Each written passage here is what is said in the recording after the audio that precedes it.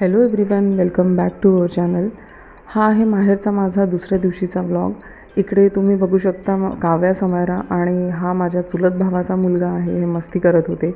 मी इथे regular video नाही बनवू शकली, तर काही क्लिप्स मी ॲड केलेल्या आहे याच्यात. इकडे समायरा आंघोळ झाल्यावर बसली होती. तिला ह्या जिन्यामध्ये बसायला खूप छान वाटत होतं, तर रोज ती इथे बसत होती.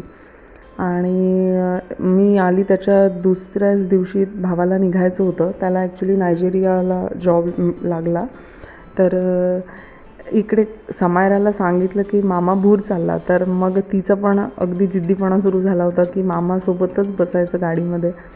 तर आम्ही असंच बाहेर गेलो होतो. तर ती तेव्हा पण त्याला सोडायला तयार नव्हती आणि त्याच्याजवळ पूर्ण कम्फर्टेबल व्यवस्थित ड्रायव्हिंग सीटवर बसली होती त्याच्यासोबत.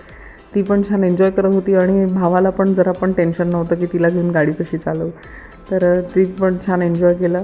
नंतर आम्ही नागपूरला आलो होतो. तर ही आहे माझी मामी आणि आम्ही नागपूरला भावाची फ्लाईट ही नागपूरवरनं असल्यामुळे आम्ही मग त्याला सोडायला इकडे नागपूरला आलो होतो. तर त्यांच्याकडे हा डॉगी आहे, याचं नाव आहे लाडू.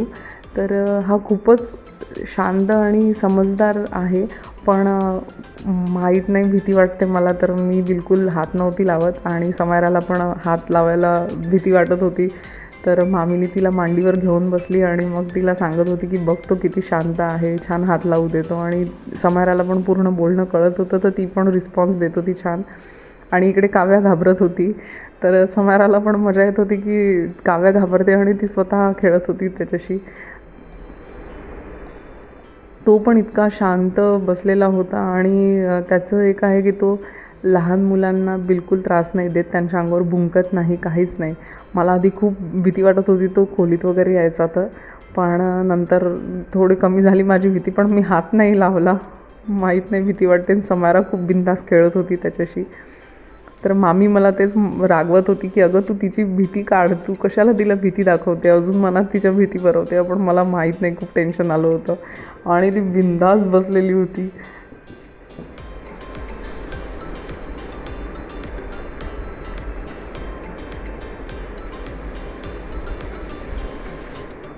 समायरानी आणि पहिल्यांदाच इतक्या जवळून बघितलेलं आहे कुत्र्याला, त्याच्यामुळे ती पण अगदी क्युरिओसिटीने बघत होती, त्याच्याशी खेळत होती. एक दोनदा तिने त्याचं कान ओढला, तर तेव्हाही मला टेन्शन आलं की आता हा काहीतरी रिॲक्ट होईल. पण तो एकदम शांत बसलेला होता. मामी तेच मला सांगत होती की लहान मुलांनी त्याच्या काही खोड्या केल्या तरी पण तो चिडत नाही, अंगावर जात नाही, काहीच नाही. तर तो पण छान बसला होता आणि तिथून उठायलाच तयार नव्हता तो. समायरा जिकडे होती तिथे त्याला बसायचं होतं. नंतर इकडे भावाची निघायची वेळ झाली होती, तर त्याला औक्षण वगैरे करणं सुरू होतं. तर कावेरी त्याच्याजवळ बसली होती. तर मी, आईनी, मामीने आम्ही सगळ्यांनी त्याला औक्षण केलं. त्याची फ्लाईट होती आपल्या पहाटे 4ची. तर आत्ता रात्रीचं 1 वाजला होता. तर आम्हाला 2 वाजेपर्यंत एअरपोर्टवर पोहोचायचं होतं. तर त्याच्यासाठीच आम्ही आधी आता इकडे केक कटिंग आणि सगळं औक्षण वगैरे करून घेतलं होतं.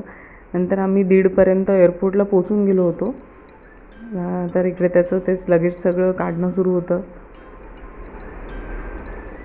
जेव्हा भाऊ निघाला होता माझं, ॲक्च्युली इकडे फार घाईने येण्याचं रिझन माहेरची ट्रिप म्हणजे तो कमीत कमी 2 वर्ष तर येऊ नाही शकणार आता. त्याच्यामुळे त्याला भेटायला जाणं हे माझं अगदी ठरलेलं होतं की तो जायच्या आधी तर त्याला भेटायला जाईल, आणि म्हणून मी इकडे आली होती.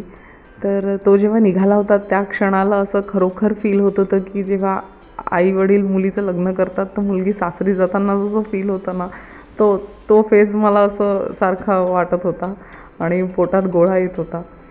तर फायनली भाऊ इकडे निघाला होता आणि आम्ही थोडा वेळ थांबलो. त्याचं इमिग्रेशन वगैरे झालं, त्याच्यानंतर मग आम्ही निघून गेलो होतो. तर तुम्हाला व्हिडिओ आजचा कसा वाटला हे नक्की सांगा आणि चॅनलला सबस्क्राईब करा, व्हिडिओला लाईक करा, कमेंट करा. Thanks for watching.